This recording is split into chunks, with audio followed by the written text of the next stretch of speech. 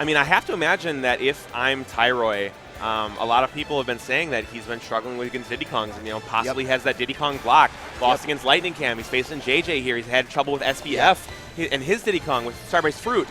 So it's going to be interesting to see if he's been able to be practicing this matchup. And he can't beat Zenodo either. So this is we're bringing out someone a little different today. Fox. We got Fox going. The first time I've ever seen Tyroy's Fox. This is also my first time seeing his Fox. I've seen him play. We've seen him play Bayo. We've seen him play Sheik.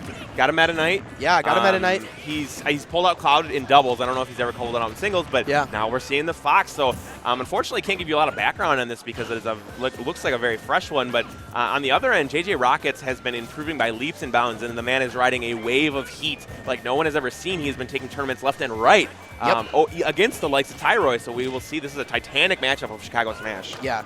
And Tyroy being one of those guys who was definitely benefited from the 1.1.5 Bayonetta patch, but has now seen just so much success even after the nerf.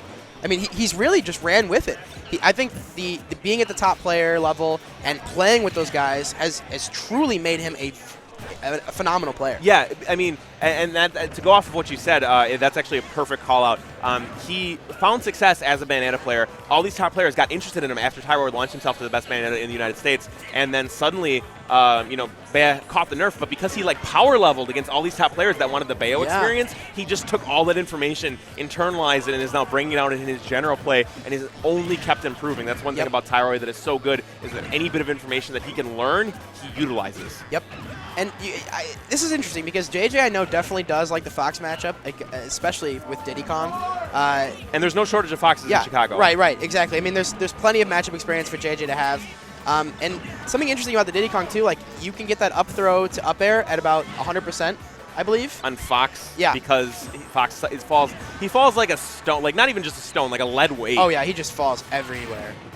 Oh, good recovery from Tyroy there. He actually held down and did the beefy up B to get onto the stage to avoid those barrels. So that was really smart there. Both of these characters at very high percents here. This has so far been kind of a slobber knocker. Yeah, no, it's going back and forth, but nice back air from JJ to secure that first stock. That is the way to do it, though, is Diddy's aerials are in a vacuum some of the best. These forward air covers the whole stage, and it was actually kind of funny that MBD happened to mention in the crowd, and I just happened to overhear it. Yeah. He says, Diddy Kong has such a good fair because he needs it. What else does he have? And then someone's like, back air? And we're like, oh, yeah. And we saw it on display there. Yeah, and that's those two aerials are used in the scramble a lot. JJ is one of those players that just, really benefits when he throws out his aerials. He just knows, at the highest pressure situations, what forward air to throw out, what back air. Yeah, he's a man who knows his percentages. And he knows in what situations to do it. Now, one thing that JJ struggles with is when his opponents slow the game down on him and force him to overthink. But so far we haven't seen that. This has just been a back and forth thing. And you said something about like a smackdown, like a scrum, and that's what JJ benefits from. And we're seeing it here by him taking game 1 over Tyroy. Yeah, and that was what we just talked about with that up air to up throw to up air. That only works on Fox at certain percents, but. That's the only time you're really going to see up air kill anymore. That's like pre-patch Diddy. Yep. A gift from the gods. Here, it still works on Fox.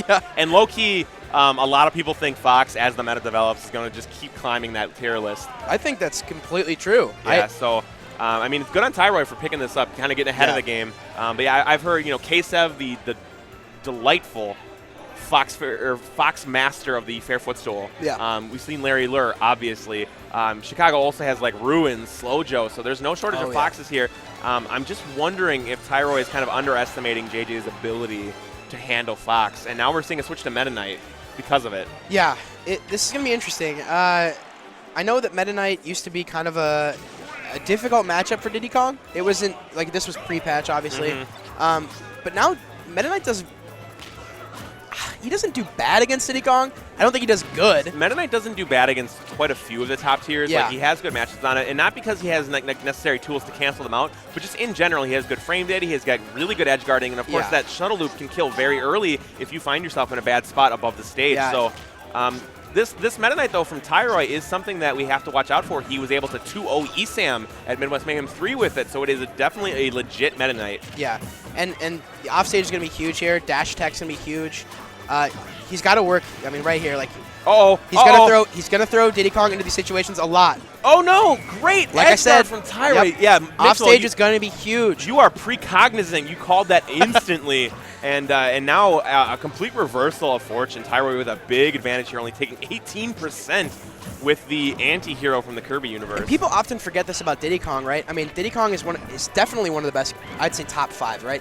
One of the best. Debatable, but I mean, I'd put him really high up in the tiers. I agree right? with you. I agree with you. And so, but people forget Diddy Kong is so gimpable. His recovery is not that good. Yeah, he has options. You know, he has side B. He has really his barrels can recover quite a bit. But you know, as long as you play it right, like eventually he has to come to the ledge. And with Meta Knight's tools and his ability to utilize that nair, back air, and fair, can keep most Diddy's options out and away from him. Yeah, and he's going to use that Meta Knight's quick aerial frame data to just kind of like slice him up while he's in the jetpack. It's going to be a lot of that, but JJ has only taken 14% since that kill. And if he can find the kill here, it's going to be right back to even. So after an early kill, JJ has shown a lot of resiliency here and utilized the top player mentality of don't get hit. Yeah, and you're going to see JJ fall like very quickly. He's going to fast fall into a turnaround down tilt into an up smash. That's what he loves to do.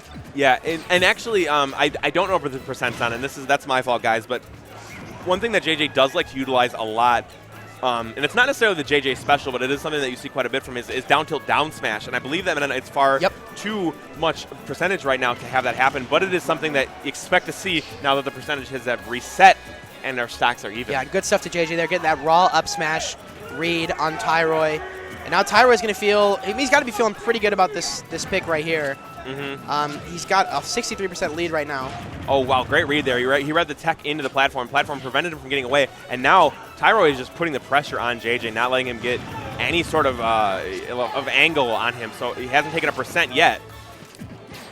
Now, something to just talk about here. I'm not sure how you feel about this. But I know that when I use my own controller, I feel very good about myself. I'm very happy when I'm using my controller. It's and when I'm using someone else's, it's like not that cool. That's a good point. Yeah, JJ.JJROCKETS is having problems with the controller. Yeah, JJ's controller is broken, and so he's using one of his friends right now. I don't know, there might be something about that might be a little off for him right now. And that's not a John. That's not like we're not trying to say that that if he loses it's because of that. Like that's not what we're trying to say. Right. But JJ, like there is a mental factor in dealing with that, and that's something that sometimes you have to deal with is faulty equipment. Yeah. And it's interesting to see how much JJ.JJROCKETS has advanced mentally, because 6 months ago that might have ruined his chances, but now he's powering through it and not even letting it consider. He's just like, no, this is a controller. I can use any controller. It doesn't need to be mine. Oh, very good job here, bringing this one back. We're both at 100% right now. Yeah. JJ really wants this kill. Yeah. And JJ really brought this back. After Meta Knight had Diddy Kong to like 80% with no damage, it is now dead. It is a dead heat. This is a very scary situation for the future of the tournament, too. I mean, either one of these guys. That's a punish. Oh, there it is. And that'll do it. And Tyroy went for it all. He pulled the lever. Yep. He needed the triple bars to win his flight home. Yep. And did not get the payout. And this is going to be interesting because this is an early Tyroy losers bracket. Yeah. So RIP. A lot of people in losers bracket that could have done really good things there.